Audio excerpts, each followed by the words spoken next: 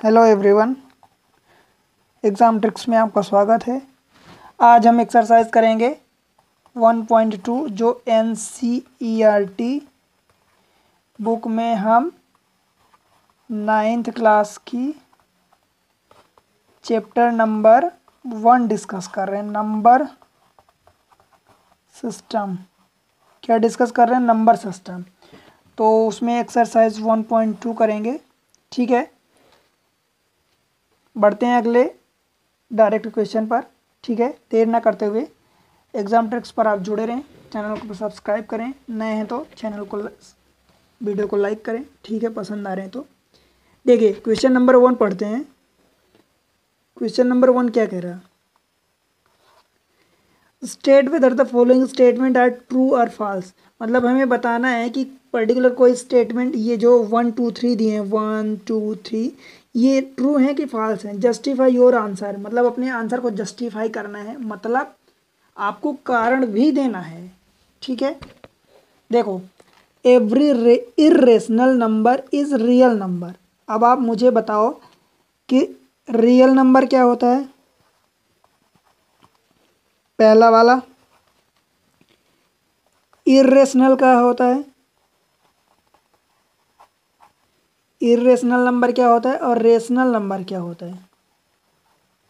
सबसे पहले तो आपको ये क्लियर होना चाहिए।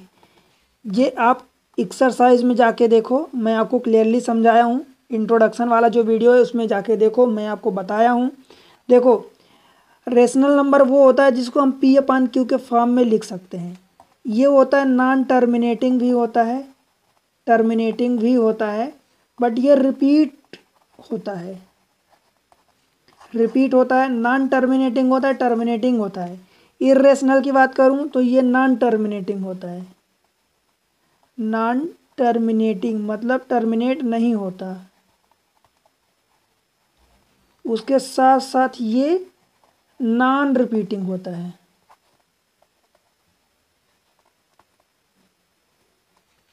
ये ध्यान रखना, नॉन रिपीटिंग होता है। ठीक है, अब रियल नंबर क्या होता है? अगर मैं रेशनल नंबर को R से डिफाइन करूं प्लस इर्रेशनल नंबर को I से डिफाइन करूं तो ये रियल नंबर होता है। अब आप मुझे ये बताओ कि क्या बोला क्वेश्चन में? Every irrational number is real number. क्या ये करेक्ट है? जी डेफिनेटली करेक्ट है ये, क्योंकि अगर इर्रेशनल नंबर है तो वो रियल नंबर की श्रेणी में तो आ रहा ना, रियल नंबर में तो काउंट होगा। बट रियल नंबर है, इसका मतलब ये हुआ कि वो रेशनल भी हो सकता है, इर्रेशनल भी हो सकता है। तो इसलिए ये स्टेटमेंट करेक्ट है। Every irrational number is real number. Yes correct है। ठीक है, क्यों? क्योंकि इर्रेशनल नंबर जो है वो रियल नंबर में आता है। मतलब मैं आपको अगर ये समझाऊं कि सपोज एक कोई पिता है, दिस इज फादर, उनके 2 बेटे हैं, एक X है एक Y है। ठीक है, X है एक Y है। तो क्या मैं ऐसा कह सकता हूँ कि जो Y है अथवा X है ये दोनों फादर, इनके फादर के वंशज हैं? ठीक है, लेकिन फादर जो है इनके वंशज नहीं हैं। फादर जो है X और Y के वंशज नहीं हैं, बट X एंड Y मतलब बेटे जो हैं फादर के वंशज हैं। समझ आ रहा ना? ऐसे ही सेम चीज़ें हैं कि हर एक इर्रेशनल नंबर अथवा रेशनल नंबर जो है वो रियल नंबर होगा, बट सारे रियल नंबर वो जरूरी नहीं है कि वो इर्रेशनल हो, अथवा जरूरी नहीं कि वो रेशनल हो सकते हैं कि वो कुछ रेशनल हो जाए कुछ इर्रेशनल हो जाए। हाँ, अगर दोनों की बात करता है तो वो इट कुड बी राइट। ठीक है, सेकेंड पार्ट इसका, every point on the number line is of the form of root m where m is a natural number। अब आप इसमें थोड़ा सा दिमाग लगाओ, क्योंकि आप डायरेक्ट ऐसे सोचेंगे तो आपका आंसर हो सकता है कि गलत हो जाए। ठीक है, ये स्टेटमेंट आपको इनकरेक्ट मिलेगा, अथवा इसको फॉल्स आप कह सकते हैं। ट्रू फॉल्स में तो फॉल्स है। कैसे?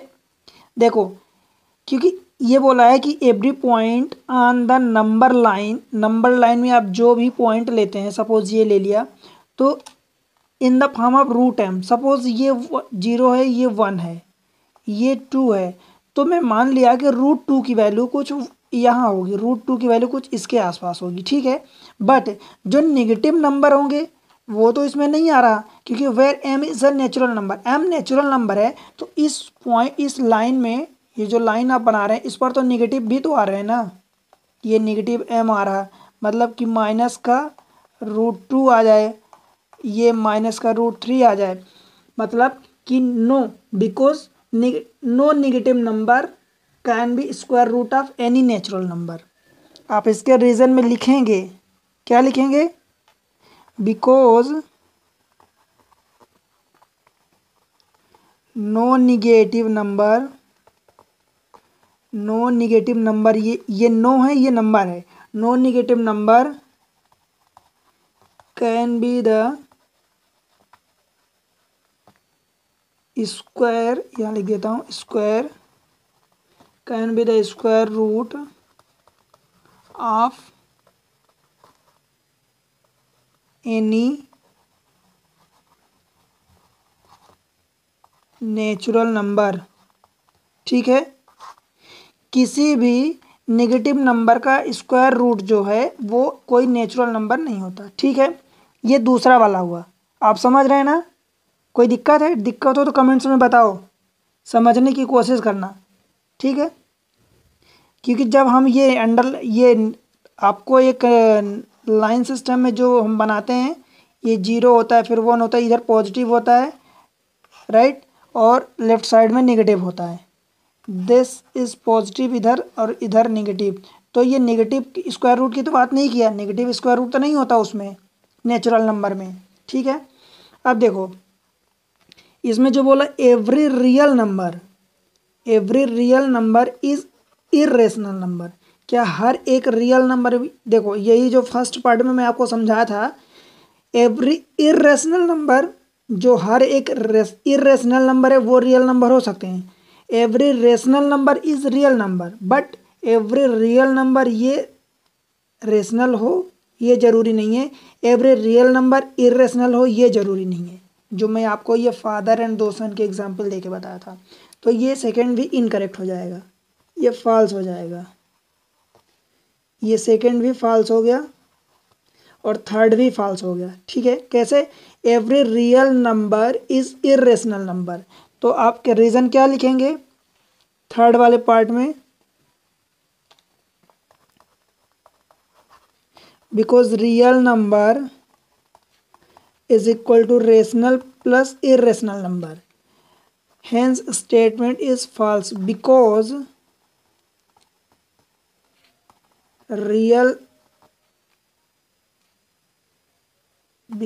इसको रेशनल लिखो, every rational number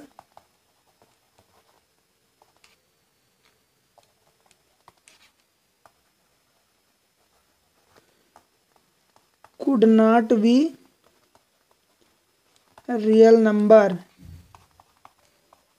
it could be either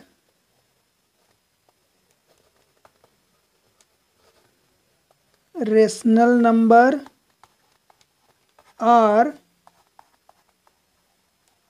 irrational number,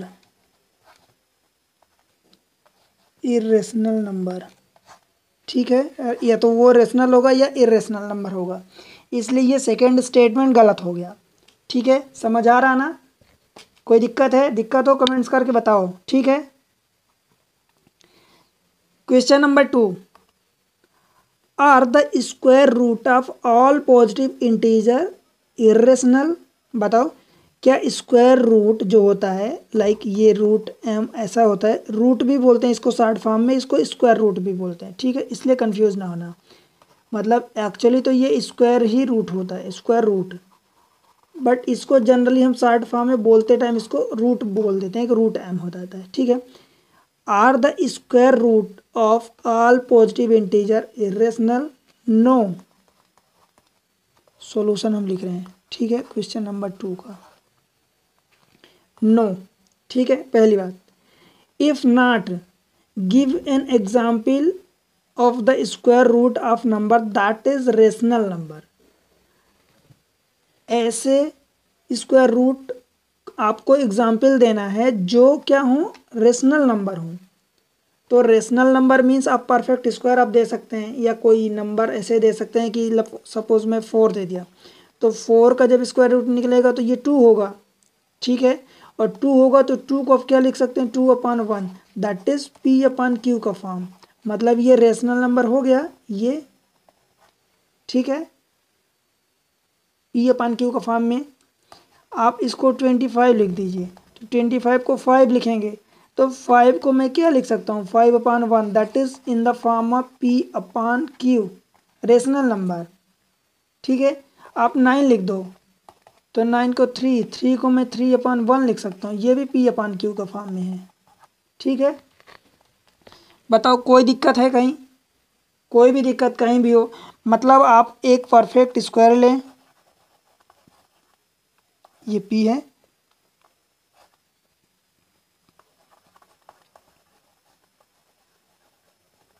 एक परफेक्ट स्क्वायर नंबर ले लें, तो वो क्या होगा कि वहाँ से एक रियल नंबर मतलब इंटीजर निकलेगा, ठीक है। अब सपोज आप ऐसा ले लेंगे कि सपोज 5 ले लिए, तो 5 की वैल्यू एग्जैक्ट इंटीजर नहीं होगी, ये 2 पॉइंट समथिंग आएगी, 2 पॉइंट सपोज 25 के आसपास कुछ आ गई, तो ये 2.25 हो सकता है कि 2.2423 ऐसे करके हो, नॉन रिपीटिंग हो, तो फिर आप उसको P/Q के फॉर्म में नहीं लिख पाएंगे, ठीक है। इसीलिए यहाँ पर जो बोला था कि are the square root of all positive integer is irrational, तो नहीं, इरेशनल नहीं है, उसका कुछ जो होता है रेशनल नंबर भी होता है, सारे के सारे इरेशनल नहीं होते। अब सपोज आप यहाँ पर √3 ले लेंगे, तो √3 जो होगा वो इरेशनल होगा, ठीक है। बट अगर √4 ले लिए तो √4 तो 2 हो गया, और 2 को आप 2/1 लिख सकते हैं, तो ये रेशनल नंबर हो गया। मतलब रेशनल भी हो सकता है, इरेशनल भी हो सकता है, ठीक है। समझ आ रहा ना। अगले क्वेश्चन को देखते हैं। क्वेश्चन नंबर 3 क्या कह रहा है, क्वेश्चन नंबर 3 में, so how √5 can be represented on the number line. देखो, अगर आपको √5 को नंबर लाइन में रिप्रेजेंट करना है, तो मैं एक एग्जाम्पल पहले आपको बताना चाहता था, फिर मैं सोचा कि आपको क्वेश्चन के थ्रू ही बताऊंगा। तो ध्यान रखना कि मैं आपको क्वेश्चन √5 का समझा रहा हूँ, इसका मतलब आपसे क्वेश्चन में पूछ सकता है, √3 का पूछ सकता है, √2 का पूछ सकता है एग्जाम में, ठीक है। तो इसलिए इन सबको समझना। होता क्या एक्चुअली कि मैं आपको जैसे ये समझाया कि सपोज ये 0 है, ये 1 है, ये 2 है, ये 3, ये नंबर लाइन है। अगर मैं इसी को एक एक्सिस के थ्रू बात करूं, तो ये क्या हो जाता है, ये इसको हम दे देते हैं एक्स एक्सिस, कोऑर्डिनेट जियोमेट्री में पढ़ेंगे आगे है, ये होता है बाई एक्सिस। अगर मान लो ये लाइन 1 है, और मैं ये भी डिस्टेंस सपोज यहाँ से 1 दे दूँ, ये परपेंडिकुलर डिस्टेंस 1 है, ठीक है। तो आप ये डिस्टेंस निकालेंगे तो ये कितनी होगी, पाइथागोरस थ्योरम लगाएंगे। पाइथागोरस थ्योरम क्या कहती है कि अगर ऐसा कोई ट्रायंगल है जहाँ पर एंगल 90 डिग्री बनता है, ये पाइथागोरस थ्योरम 90 डिग्री पर हमेशा लगता है, एक एंगल 90 होना चाहिए। अब अगर एक एंगल 90 है तो इसको क्या बोलते हैं हम, right angle triangle, right angle triangle, Hindi में बोलते हैं समकोण। समकोण, समकोण का मतलब ही होता है कि एक एंगल 90 हो, और अगर एक एंगल 90 सपोज ये एक्स है, ये वाई है, तो जो इसका हाइपोटेनस होता है वो स्क्वायर रूट के अंदर x² प्लस y² होता है, ठीक है। ये आप जानते हैं, नहीं जानते हैं तो आप इसको समझ लीजिए, ठीक है, ऐसे ही होता है हमेशा। ये पाइथागोरस थ्योरम राइट एंगल पर ही लगती है, ये ध्यान रखना। अगर एक एंगल 90 डिग्री बना है ट्रायंगल में तभी पाइथागोरस थ्योरम लगेगी, अदरवाइज नहीं लगेगी, ठीक। अब देखो यहाँ पर ये 90 डिग्री, ये परपेंडिकुलर वर्टिकल है तो ये 90 डिग्री होगा। अब अगर ये 90 डिग्री हो गया तो सपोज ये वाली डिस्टेंस अगर ये 1 है, 1 है, ये वाली डिस्टेंस कितनी है, ये 1 है, और ये डिस्टेंस कितनी, इसको भी हमने 1 मान लिया, तो ये क्या होगी, ये वाली डिस्टेंस 1 का स्क्वायर, 1 का स्क्वायर प्लस में स्क्वायर रूट, ये बराबर कितनी हो जाएगी स्क्वायर रूट के अंदर 1+2, मतलब इसको हम ऐसे लिख रहे हैं 1 का स्क्वायर प्लस 1 का स्क्वायर। इसका मतलब ये 1 का स्क्वायर 1 प्लस 1 का स्क्वायर 1 इज इक्वल टू ये 2 हो गया स्क्वायर रूट के अंदर। ठीक है, तो ये √2 हो जाएगा। फिर क्या होगा, यहाँ से एक परपेंडिकुलर हम डालेंगे ये, तो ये वाली सपोज ये फिर 90 बनेगा, तो ये वाली साइड कितनी थी √2 थी, ये वाली 1 है। मैं इसी सेम चीज़ को यहाँ पर फिगर बना रहा हूँ, ये वाली सपोज √2 है, यहाँ पर इसके परपेंडिकुलर हमने डाला ये 1, तो ये एंगल 90 हुआ। ये 1 है, ये वाली कितनी है √2 है। ठीक है, क्लियर है। तो फिर इन दोनों को मिलाएंगे, इन दोनों को हम ऐसे मिला देंगे। ये लाइन एक्चुअल में सीधी है, लाइन टेढ़ी हो रही, ये लाइन सीधी है। ठीक है, तो ये कितना हो जाएगा, फिर यही प्रोसेस आगे लगेगी। अब आप बताओ √2 की वैल्यू कितनी होती है, 1.41 समथिंग होती है ना। तो 1.41 ये 1 था, ये 2 था, ये 3 था, तो 1.41 मतलब 1 से तो ज़्यादा है और 2 से कम है, 1 से ज़्यादा 2 से कम, तो ये यहाँ कहीं आएगा ना, इधर कहीं आएगा, 1 और 2 के बीच में यहाँ कहीं आएगा। अब एक्चुअल में क्या होता है कि यहाँ 0 पर जो हमारे पास एक इंस्ट्रूमेंट होता है आपके कंपास में होता है, तो उस कंपास को यहाँ पर आप एक पॉइंट फिक्स करेंगे, दूसरा पॉइंट यहाँ पर फिक्स करेंगे, फिर यहाँ से एक आर्क घुमाएंगे सर्कल जैसा, तो वो ऐसे कुछ आएगा घूमेगा। ठीक है, वो यहाँ से चलेगा और ये ऐसे कहीं सर्कल में घूमेगा। ठीक है, मतलब ये होता है कि ये रेडियस होती है, ये रेडियस, तो ये हर जगह √2 होगी, यहाँ भी √2 होगी, यहाँ भी √2 होगी, इधर भी √2 होगी, इधर भी √2 होगी, इधर भी √2 होगी, इधर भी √2 होगी, हर जगह √2 होगी।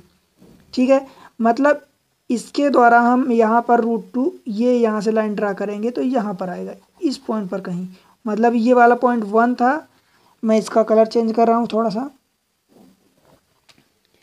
ये वाला पॉइंट 1 था, ये वाला पॉइंट 1 था, ये 2 था, तो ये वाला पॉइंट कितना हो जाएगा √2 हो जाएगा, ये वाला पॉइंट। ठीक है, ऐसे ही फिर जब √3 को ड्रा करेंगे तो √3 इधर से ये वाली √2 की लाइन थी, इधर वाली ये लाइन हमने क्या बनाया 1 की बनाया, तो यहाँ से ये कुछ आएगा हमारा ये √2 का स्क्वायर।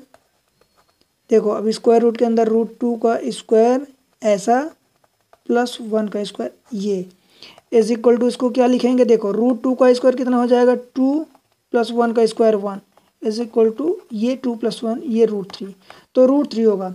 अब √3 की वैल्यू भी कितनी होती है, अगर ये √4 होता तो √4 की वैल्यू कितनी हो जाती 2 हो जाती, बट इस √4 से √3 तो कम ही होगा ना, मतलब 2 से तो वैल्यू कम होगी, तो 2 से वैल्यू भी इधर कहीं आ जाएगी, तो ये √3। अब इसको जब आर्क लेके मानेंगे ऐसा बनाएंगे तो ये सर्कल कुछ ऐसा बनेगा एस टाइप का, तो √3 यहाँ पर होगा।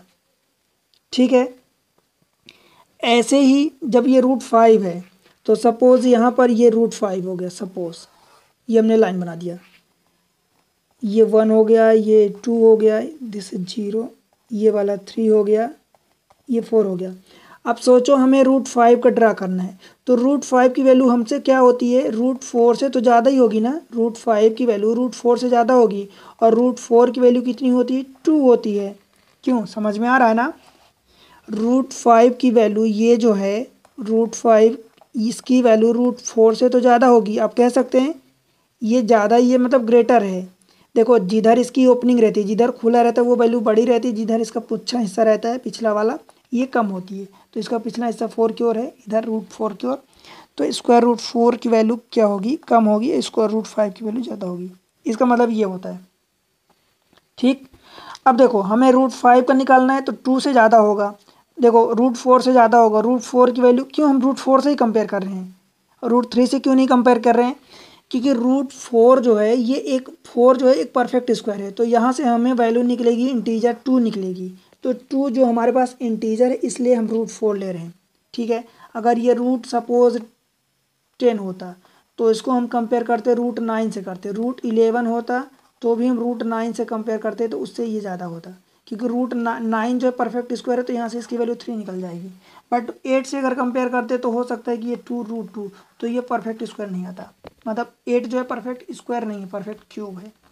ठीक, तो अब देखो, अब मान लो कि ऐसे हमने पहले निकाला, ये √2 की लाइन निकाली, फिर √3 की निकाली थोड़ी सी बड़ी उससे ऊपर, फिर √4 की निकाली, ये निकाल ली, फिर सपोज हमने 5 की लाइन ये वाली निकाल ली। ठीक है, √5 की ये निकाल ली, और यहाँ से ये डिस्टेंस 1 थी, तो ये क्या थी, हमने निकाली √4 की ये वैल्यू निकाली, और ये वाली डिस्टेंस हमें 1 ही थी, तो जो अगली लाइन निकलेगी वो यहाँ ये निकलेगी, ये वाली लाइन निकलेगी। ठीक है, और ये लाइन कितनी होगी, रूट के अंदर ये जो छोटा सा रूट था इसका स्क्वायर प्लस 1 का स्क्वायर, इसको जब आप कैलकुलेट करेंगे तो √4 का स्क्वायर 4 हो जाएगा, प्लस 1 का स्क्वायर 1 हो जाएगा, तो स्क्वायर रूट के अंदर ये 5 आ जाएगा, तो ये स्क्वायर रूट ऑफ 5 हो जाएगा। ठीक है, अब जब 5 होगा तो आप इसको आर्क मारेंगे यहाँ से, तो ये कुछ ऐसा आर्क जाएगा और ये सर्कल बनेगा ऐसा, मतलब इस टाइप से थोड़ा सा अच्छे से नहीं बन रहा है, तो ये ऐसे बनेगा सर्कल। ठीक है, तो ये वाली जो लाइन होगी ये कितनी होगी, √5, ये लाइन भी यहाँ से सर्कल से ये जो आएगी ये सीधी लाइन ऐसे जाएगी, मतलब आप इमेजिन करो कि ये भी √5 होगा, ये भी √5 होगा, इधर भी √5 होगा, और ये इधर भी √5 होगा। एक्चुअली अच्छे से वन नहीं बना है, तो ये ऐसा बनेगा। तो सर्कल में आप जानते हैं कि चारों साइड से उसकी रेडियस जो है ये हर जगह सेम होती है। ठीक है, तो इस तरीके से अगर आप सर्कल बनाएंगे, देखो ये सर्कल बना, सपोज ये लाइन 0 है, तो ये 1, ये 2, ये 1, ये 0, ये अगर 2 हो गया, ये 3 हो गया, तो ये √5 यहाँ भी होगा, ये √5 होगा, तो आप यहाँ से ये ऐसे ड्रा करेंगे सर्कल। ठीक है, सर्कल ऐसे ड्रा करेंगे तो ये हर जगह होगा। फिर ऐसे ही √6 का निकालेंगे तो थोड़ा सा बड़ा होगा, फिर √7 का थोड़ा सा बड़ा होगा, तो फिर ये सर्कल ऐसे ही आप बनाते जाएंगे। ठीक है, ऐसे ही एक एक करके, तो इस तरीके से नंबर लाइन शो करते हैं। ठीक है, क्लियर है यहाँ तक, कोई दिक्कत? तो इस तरीके से ये एक्सरसाइज 1.2 ख़त्म हुई। ठीक है, एग्ज़ाम ट्रिक्स पर बने रहें, ट्रिक्स TRICKS, एग्ज़ाम ट्रिक्स। ठीक है, बने रहें, चैनल को सब्सक्राइब करें, वीडियो को लाइक करें, शेयर करें अपने दोस्तों के साथ। मिलते हैं अगली एक्सरसाइज में, तब तक के लिए बाय बाय।